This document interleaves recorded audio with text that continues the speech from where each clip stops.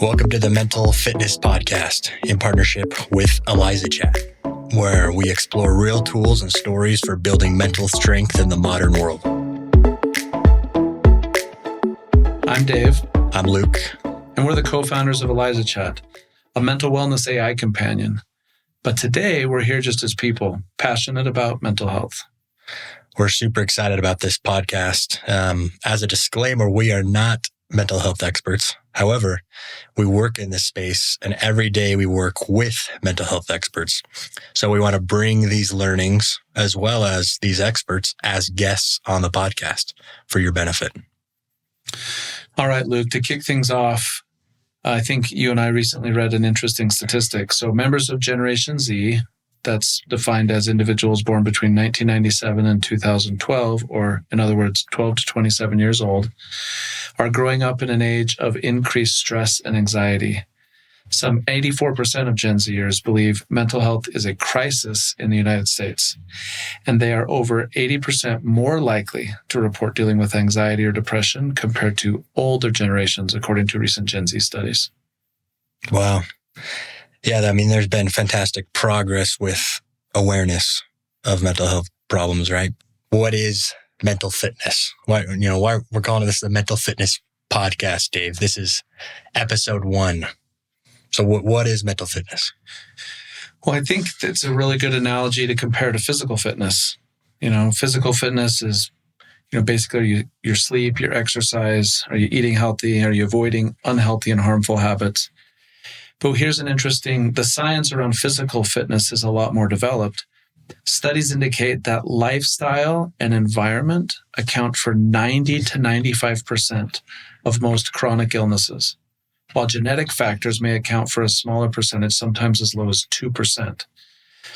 So the science is a little bit less clear for mental health, but experts generally agree that the majority of mental health challenges are driven by behavioral choices rather than genetics. So when we think about mental fitness, it's really about understanding what are the sleep, exercise, eating healthy, and avoiding unhealthy and harmful habits that we understand very well in physical fitness. What are those things as it relates to mental fitness? Yeah, that's interesting. I mean, physical fitness, it's easy, it's really popularized today in medicine and health. I think one reason why that I was just thinking about is it's easy to see results, right? For some people, like visually, you can see results of your physical fitness. If you're going to the gym or you're a runner or you're eating healthy, like that keeps you motivated. But mental fitness, and why we're trying to make this a bigger focus, with this, small podcast of ours, is it's a little harder to visualize success or see success in mental fitness, right? Like what's your thoughts on that? Yeah. I mean, we all know how we feel, but it is harder to see. It's harder for people around us, our loved ones and friends, to really know what our mental fitness is like. But you're right. There's experts. There's physical fitness experts in every category. There's nutritionists. There's there's exercise experts. You can pay for a personal trainer. All those things are available. But in the mental health space, it's basically a therapist or a psychologist or a psychiatrist. But we're not really doing the things, or there's not a lot of resources out there to say, how do we prevent from getting really sick mentally? Right. If you have something alarming in your health, if you have some chest pain or things of that nature, you're going to the doctor, you're more reactive and they push you towards physical fitness, right? I don't think there's a lot of preventative solutions like that people are aware of, in the mental health landscape, as far as like, hey, go work on your mental fitness, Dave. Like, what does that mean, right? So that's the purpose of this podcast. We want to kind of help educate both ourselves as avid students of mental fitness and what that means, but also just others to take these actionable, bite-sized, protocols that you can implement into your life and work on your mental fitness. Right. Another thing to think about is your doctor isn't always the best person to get your physical fitness tips from.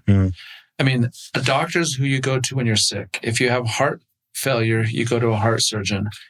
But a heart surgeon isn't necessarily the person that's going to give you the very best advice on preventing heart disease. I mean, they know, they've studied it, they know, but their day-to-day job is to identify severe illnesses in the heart and perform reparative surgeries. So if you could rewind 10 years in that patient's life, there's a lot of lifestyle choices that could reduce the risk or in some cases eliminate the heart problems. But the heart surgeon isn't necessarily the best person. It's just because that's not where their head is. And so even your therapist, who's going to be really good at helping you deal with the challenges you're dealing with, may not be the very best person or the most expert person in helping you to prevent ever having to know that therapist. Yeah, that's a good point. And when you look at the mental health landscape, right, you're talking about physical health and, you have, your nutrition coaches or like your fitness coach, right? You go into any gym, you can go work with a personal trainer and have them help you, right? That's not necessarily the same in the mental health landscape. When you look at the mental health landscape, so much has contributed to the mental health crisis today to where reactive care, you look at tertiary care, therapists, psychologists, coaches, things of that nature, right? There's not enough. This problem has ballooned into something where, mental fitness and these preventative approaches haven't been focused on at scale. So now we have this problem where, the demand supply is just too high. Right. Have you heard of the fence or ambulance analogy? When I was in elementary school, there was this fence or ambulance campaign, and I think it was part of the Don't Do Drugs campaign. And it was that you have a road that, like a bridge that's just cut off, and cars are driving off of it. And so what should you do about it? Should you put ambulances at the bottom or should you put a fence up top? Right. And that most of what we were doing at the time around the drug problem was more ambulances. And so they were trying to do preventative sort of universal prevention educational campaigns to say, hey, let's build fences. And so really what this podcast is about in mental fitness is, what are those fences? What are the things that we need to be doing in our life and the choices we need to be making so that we can prevent ourselves from falling off that anxiety cliff or falling off that depression cliff or whatever it is? What are the fences that we needed to understand around mental fitness? Yeah, that's interesting. As far as the mental health crisis, right? Like there's a lot more awareness around, hey, you look around you, everyone's struggling with something. And I think people have recognized that, have accepted that, right? I think there's a lot more empathy towards, individuals in your lives. But what do you think, Dave? What are some of the causes? Like, what are some of the events, right? You look at the pandemic, you look at COVID, right? Like that was a time of high anxiety and uncertainty. What are these other things that have contributed to this in society? Yeah, the pandemic had several factors. I mean, a big one was isolation. But I think that really what the pandemic did is exacerbate underlying issues that were already in progress that were not necessarily the pandemic themselves. Although there was, like I said, isolation was a big one that the pandemic created. But I think that social media and digital overload is a significant contributor, especially among young people. And to me, what that is anxiety is in some cases caused by, but in all cases exacerbated by this fear or worry or concern about things that are outside of our control. When we're focused on things outside of our control, we have a feeling of helplessness, and that doesn't lead us to a good place. When we focus instead on things 100% in our control, we can see real progress. We feel in control of our lives. So part of the problem with social media, but even before social media, just with the rise of the internet and even cable news, people today have every single problem, worry, and concern on the planet right in front of their faces 24/7. Even news consumption used to be, a generation ago, it was mostly local news with some national news. Now it's almost all national and international news. So a teen growing up today is aware of all the injustices, racial injustices, economic injustices, every political scandal, every problem in the world is right in front of them. 99.9% of those things they can do nothing about. And so if you're consuming a bunch of media that's putting the world's problems in front of your face, and most of those things you have zero control over, that just creates a super anxious feeling, and your worldview becomes anxious. I mean, honestly, the world, this is the best time to live in the history of the world. Economic prosperity, literacy rates, infant mortality rates. I mean, in every category, we're better off today than we ever were before. And yet our mental health is lower. And that's because we haven't learned how to really properly consume the technology. The media that's put in front of us is focusing primarily on the negative, but it's not just being aware of problems. Being aware of problems can be good, right? We're not saying put our head in the sand. But if all the problems brought before you are things you can't do anything about, that just completely rewires your view of the world, or shapes, with young people's minds, shapes your view of the world to be this really horrible place that you have zero control over. Yeah, I like that focus on control, right? Like do what you can control. I think, tagging on to the pandemic and COVID and stuff, digital stimulation was already a problem. And then when you're isolated in your house, I'm sure Netflix subscriptions went wild. Oh, video streaming. I was working at a video streaming startup at the time.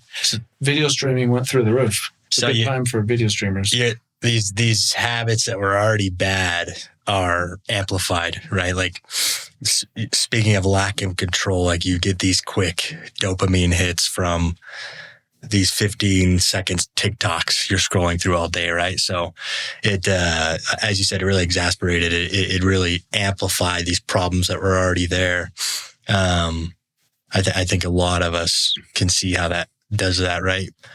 On the flip side, when you said control, one thing I saw people take control in a positive way during the pandemic is, and I can't remember the stats, but, gym equipment was flying off the shelves. So that was a really positive thing. People were cabin fever in their own homes, right? They're like, I got to do something. I got to get out. Like, I got to go running. So there was a good amount of the population. I hope it's a lot of them that got out and started getting in shape and getting fit, right? Or started working out. Because I do think another contributing factor after, social media, digital overload you're talking about is, chronic illness and health challenges. I think that alone contributes to a lot of anxiety, right? Like, on mental health struggles, I've seen people in my own personal life that deal with, physical health struggles and how that translates to depression, right? And, absolutely. I even see sometimes people with self-diagnosis, right? And that can cause you anxiety. I'm sure we've all fallen into that, where you go on Google and like, oh my gosh, I have this symptom. Then the first thing that comes up, like, oh my gosh, honey, I have cancer. That's obviously not true, right? But I think the internet contributes to this anxiety when you're trying to figure out your health problems as well, and you're not going to an expert. I was recently counseling with a friend. She's in her 60s. She went to the doctor. She got some report back. It was all words she didn't understand. She just started Googling some terms and somehow came to the conclusion that she has 2 to 3 years to live.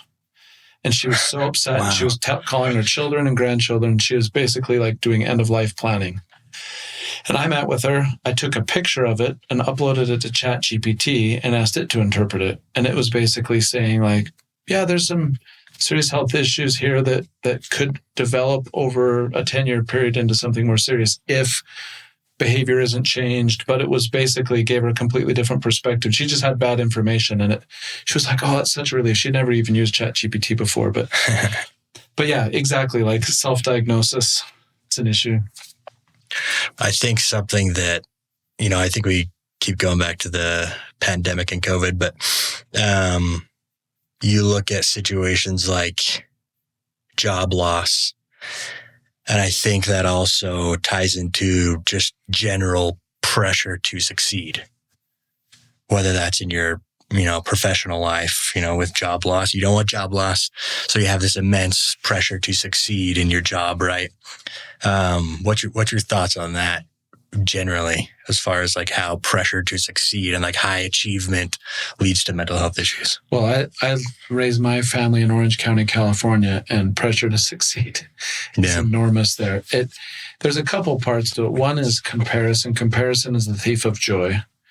And some of that pressure is that we're constantly comparing ourselves to others, which is a problem. That's part of human nature, but social media magnifies that weakness that we all have, where we want to compare ourselves to others. And this has been well discussed and well documented. But social media just, you're seeing the highlights and the positive things of other people's life, and it gives you a distorted view of what other people are doing and makes you feel like you're missing out. I think social media has contributed to that pressure to succeed. Everyone feels like, oh, they have all these friends who are doing startups that are highly successful or having these killer careers. And I think part of it's just distorted reality. But then there's also going back to what you can control. It's like, if all you put in front of you is the extreme success stories of others, it's going to distort your view of the world, and it's going to make you feel like you're never measuring up. It's going to rob you of all joy in life, because all you're going to do is constantly think of all the successes of other people. But if you instead can focus on the things within your control, you can get incredible amount of fulfillment by making progress in your own career. It doesn't matter what other people are doing, and you can feel incredible fulfillment in your career.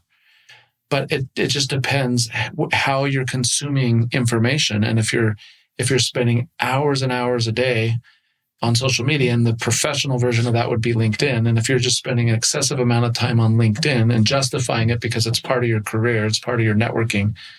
But if you're spending too much time there, and the way you're internalizing it is, look at all the success and all the amazing things all these other people are doing, and you're trying to compare it to yourself, you're going to rob yourself of any fulfillment you're going to feel from the progress you're making. Yeah. I mean, I think that's one theme that keeps coming back, is like, what can you control in your life? I don't even remember where I got it from, but probably like 10 years ago, a theme that was kind of cemented in my mind was progression equals happiness. And what I mean by that is, even on my, I've since changed my passwords so I can say this, but on all my passwords and stuff on my computer and logins, it was do more today. And what that meant to me was I can get a little better each day in each of these areas of my life, right? And being able to see that progress did lead to happiness, right? It did lead to just, hey, if you're progressing in your life, then you're going to feel some type of enjoyment, right? And satisfaction. There's nothing more motivating than progress. Yeah. And when you're stuck, maybe it's just a problem at work, or you're in a rut in life, you're stuck in something, in a relationship, whatever it is, you're stuck. There's nothing more motivating than making some measurable amount of progress. And it can be very, very small. And you hear people talk about celebrating small wins and how important that is. And it is so important, because when you feel you're making progress, it motivates you. It's like a snowball, and it builds and builds and builds. And so sometimes when people are stuck in mental illness, therapists are good at this. They're helping get them unstuck. They're helping them make small progress, recognize it, and then build on that momentum. Yeah. Yeah. So that's one small tidbit for the audience, right? Like, focus on what you control. notice small progressions, right? That's super satisfying. These are different areas of your life. So as a teaser, right? Like we're going to bring on experts in all these domains. You think of how sleep impacts your mental health. We're going to bring on an expert for that. Nutrition, how nutrition impacts your mental health, right? Relationships and community. So a lot of exciting future episodes will dive into those. I want to turn the page a little bit to why kind of our story, Dave, a little bit, and the origin of what we're currently doing in our careers. I mean, I think Luke and I have talked a lot about this in our own personal lives, in our own families and friends. We've been deeply impacted by the mental health challenges of loved ones and our own personal challenges. And so I think that anyone who feels that this is not impacting their lives is either unaware of what their loved ones are going through or has an extremely small circle of influence. But I think in most cases, it would be the prior, that if you don't feel that mental health is significantly impacting your life, it's because you're unaware of what your loved ones are going through. So we've had that and recognizing that. But I think professionally, where I really connected the dots of mental health with how to employ my talents. I mean, I studied computer science and business, and I've worked in AI and machine learning for most of my career. And so I don't know that I always thought a lot about how to use what I did professionally for good. I mean, obviously, I always wanted to work for ethical companies, and providing products and services does provide value to society. But Luke and I were working at a conversational AI company a few years ago, and it was a for-profit business selling AI texting services to businesses. We would text on behalf of businesses to reach out to their customers and clients all through AI. This was pre-ChatGPT. But one of our customers was an addiction recovery center, a very large addiction recovery center. And they wanted us to text. They were being overwhelmed because the demand, I mean, it was pandemic time, the demand for these services was going through the roof.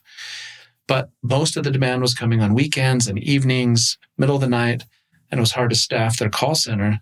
And so we replaced people with AI for texting. So someone would reach out to the website, put in their phone number, say they needed help, and we would say, "Hi, this is Christina from such and such addiction center." And we'd have this conversation with them. And the goal of the conversation was to get them to admit themselves for treatment. And it turns out it was very effective. We were more effective than the people. It was more cost effective. And one crazy thing started happening is people were coming in for treatment and they were saying things like, "I want to meet Christina. She saved my life." And the first time that happened, no one knew who Christina was. Right. But for us, there was a couple really powerful lessons there. One, we knew we could build AI that could help people in time of need, that was human-like. But the other one that was kind of interesting, the unexpected thing, was most of the people that reached out to these websites, they could have called into a call center and talked to a human or put in their phone number and asked to be texted. And this wasn't Gen Z. These were adults. And I think it was like 85, 90% of all people that interacted with the website that wanted help chose text over talk. And I think that there could be a lot of reasons why. Maybe addiction is something that often associated with shame and stigma, right? And it's easier to begin that conversation over text. But whatever the reasons, we realized that AI over text can be really powerful. Yeah, that was a light bulb moment, right? Like in my career, in sales and on revenue teams is mostly with, MarTech solutions and marketing technology, and which was exciting. And, being in tech, it's really cool. AI really amplified that. Nowadays, you talk to like a salesperson, they want to be involved with something with AI just because it's so exciting. It's easy to be passionate about. But then when you see this, social impact, right? This impact that AI can provide, that's when this light bulb moment went off for us, right? As far as like, whoa, this can both be really attractive from a technology perspective, but also this can do a lot of good. So that's where that seed was planted for us. And then we looked at different opportunities. We've talked about passion of mental health, it eventually led down to that path of, hey, this is a massive problem in society today. Where can we use AI, conversational AI specifically, to provide impact in this mental health crisis? Yeah, I remember when that happened at the company, even just all of our employees, that was the story that people told their family and friends. What do you do? That became the story I told my extended family, like my friends. Well, what are you doing now for work? I'm like, oh, I'm doing this AI stuff. Let me tell you about this one client we have. True. Because it gave meaning. I think everyone was proud of what we were doing there. We were saving lives and doing good. And so it was just this awesome, awesome moment. So then we co-founded Eliza Chat. So it's me, Dave. Then we would not have Eliza Chat today without our other two co-founders, Jaron and Lynn.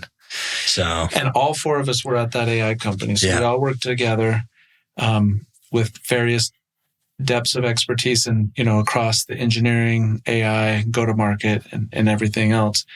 So it's a great founding team, but we all passionate about the topic and technology. Sort of, if you can feel good about what you're doing, and very few people, not very few, but not everyone gets to be mission driven in their work, but to be able to combine something where you feel deeply you can make a difference in society, but it also combines or overlaps perfectly with your own expertise as well as your interests. Right now is such a fun, exciting time. Everyone's doing something in AI. So that's awesome. But everyone wants to be working in AI, and that's where I've spent 25 years of my career. And to be able to leverage that, but also in a way that you just feel so good about was awesome. And we looked at a lot of ways to do that, starting in addiction recovery. And then as we dove in the space, we just realized that we wanted to be more general in the mental health space. And even from there, where AI's best position is in preventative care. Right. And that's where we can actually make the biggest difference, is not reacting to mental illness, but how do we develop mental fitness? Yeah, that's the cool thing about, what led to what Eliza Chat is not competing with therapists, right? It's not competing with psychologists. It's that analogy to, Eliza is your personal trainer, right, in the gym. Yes. It's a personal trainer for your mind, right? Mental fitness. So that's, we're really passionate. We're really excited about what we're doing at Eliza Chat. And it's been a fun journey, and we've learned a lot because we brought on world-class experts, psychologists and therapists with a lot of domain expertise. We know how to build tech companies and build AI, and we've merged that with their expertise, and that's been fun. I think it's also worth noting that that's what got us here, and this podcast is in partnership with Eliza Chat, but this podcast is not selling Eliza Chat products. Right. That's not what this is. Exactly. This is how do we bring all that we're learning about mental fitness and all the world-class experts that we're interacting and engaging with, how do we bring that content? Our goal is to help people. And so we're building a product that does that. And we're going to also bring those learnings to this podcast. So it's important to understand the context, how Luke and I got in this space. Right. But this is not a infomercial. Yeah, exactly. So really exciting stuff coming in future episodes. Make sure you subscribe, give us a follow. Really excited for what this can become. One question I have, in your own mental fitness journey, what are the one or two key things that you think have helped you stay mentally fit? To me, the sort of epiphany, the two main things is, one, how closely our physical health and our mental health are intertwined. Mm-hmm. How much sleep impacts our mental health. How much eating well and exercise impacts our mental health. A good jog or bike ride can do so much for your mental health, right?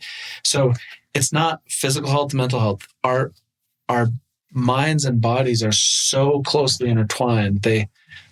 bad mental health can start to impact our physical health and vice versa, but improvements in one can help us in the other.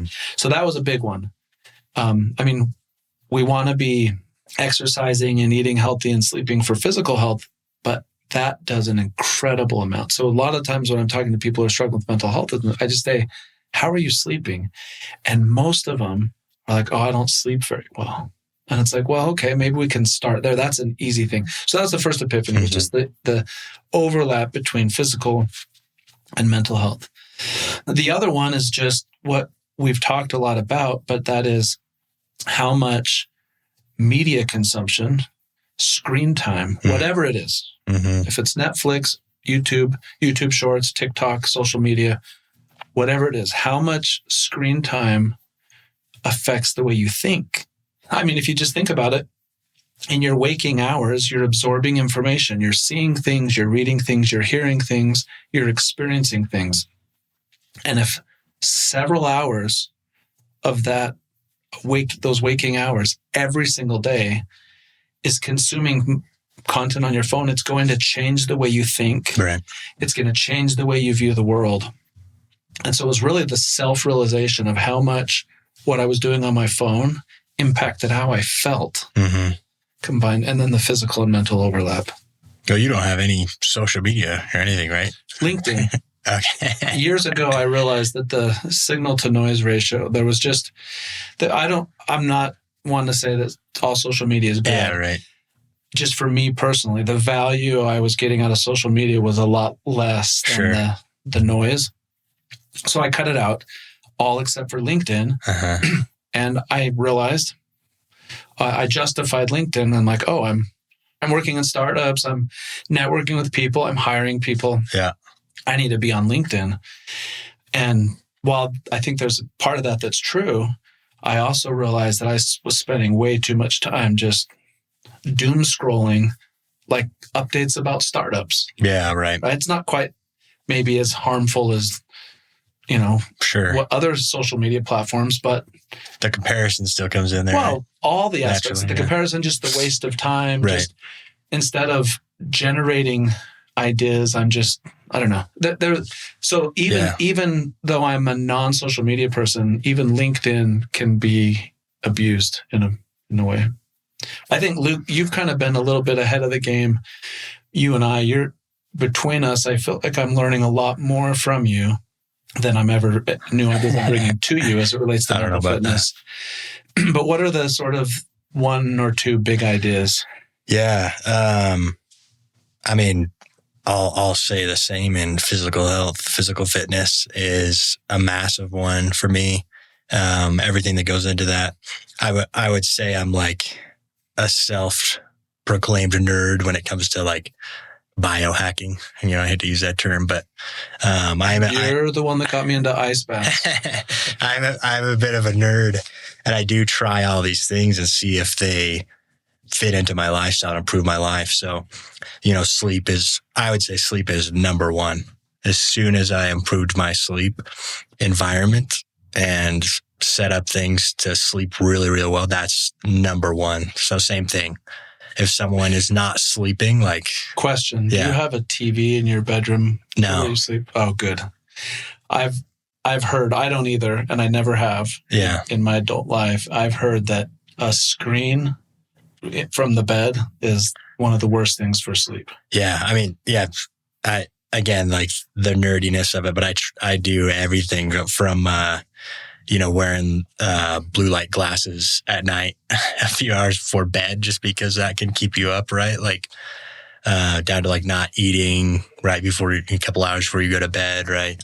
Your sleep environment, like I believe people sleep too hot, and that absolutely impacts your sleep. So I have a bed that is like freezing cold just to sleep really well. And I can measure that and see it really well. So sleep absolutely like instantly is number one for me. Fitness is good. From like principles in my life though, I would say there was an episode or something I read a couple of years ago, and it was like, hey, I think it was from a clinical psychologist, and someone asked him, hey, if there's two things someone could focus on in their life, to just instantly improve their mental health if they focus on these two principles. What are they? And he said, autonomy and gratitude, right? So you talk about control, that's autonomy, right? So autonomy being, hey, are you choosing what you're doing with your life, right? Like look at bad habits in your life, potential addictions, right? Like all of that goes into autonomy. Balance in your life as far as, hey, I want to be able to go to the gym and work on my fitness. I want to spend time with my family, right? Like autonomy is a really big one that I try to focus on. Like, having that control in your life is massive. And then gratitude. So I'm not like a big gratitude journaler. I know that helps a lot of people. I wish I was good at that. Maybe it's my ADD or something, but something I have done on the gratitude side is just mindfulness. And hearing me say that now, it kind of sounds like this kind of woo science thing or just like mindfulness and meditation, right? But just kind of being in my own thoughts, and that gratitude naturally comes. So that's those two principles, autonomy and gratitude, kind of focusing on those in my life, I think has helped a ton. And each of these, the things that you mentioned, the things I mentioned, and some of the other topics that we talked about earlier are whole episodes. Right. We'll dive into in detail with domain experts as guests. Yeah. I mean, I could talk about sleep for an hour, but I'd much rather our audience hear it from a sleep expert. From a sleep expert. So that's what's coming in future episodes. Yeah. Well, this is awesome, Luke. I appreciate the discussion, and I appreciate all that you've brought to me. Even all the things that you've shared, I've made improvements in my life just from the discussions that we've had. And biohacking, that should be the title of one of our episodes. Biohacking your mental health. But this is great. We appreciate you listening. We're excited about what we can offer here. Like as mentioned, we are spending, this is what we're doing all day, every day is diving into mental fitness and learning how to build it into products. And we're trying to take those learnings and the experts that we're interacting with and bring them to you. So I look forward to the future episodes and the type of people that we're going to bring on this show. Yeah, super excited. Thanks for co-hosting this with me, Dave. And to anyone listening, go subscribe and tune into our future episodes. Thank you.